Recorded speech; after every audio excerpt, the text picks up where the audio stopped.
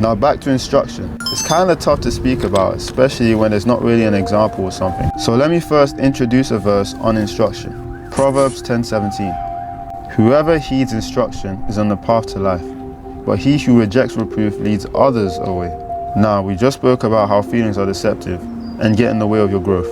But here it includes even the path of life can be negatively affected if you do not heed the instruction, and in turn can threaten also the walks of those around you, leading even those around you astray, because we just spoke about how feelings get in the way of growth.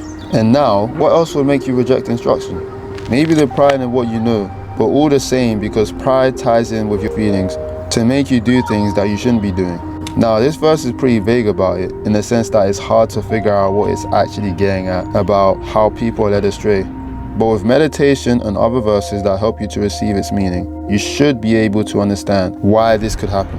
But to explain what I received, there's quite a few things to speak on. When the verse says, "But he who rejects reproof leads others astray," what does this actually mean? Well, it's clear that we would have to understand how, right? How does someone like me rejecting reproof or correction cause others to be led astray?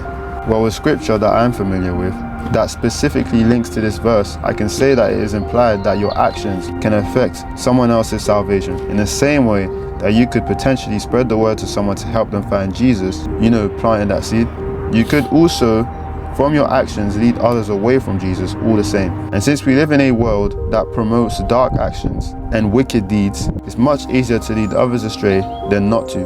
Because most of the time, they are mainly in a position in which we don't want to find God, or people don't want to find God, or the truth, as it doesn't benefit us. Now, the verse that implies all this in particular are, for example, Luke 17:1 and 1 Corinthians 15:33.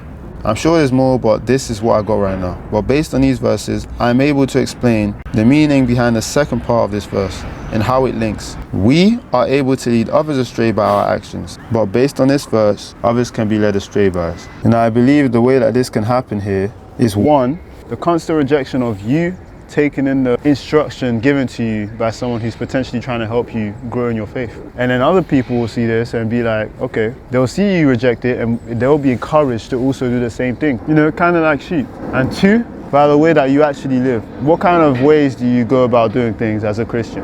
By our actions and by the way that we live in our faith, people can see this and potentially either be encouraged to or want to find God in the same way that you did because of how you have now changed and have been transformed, or by the way that you live, saying you're a Christian potentially, and then not actually doing what you're supposed to be doing.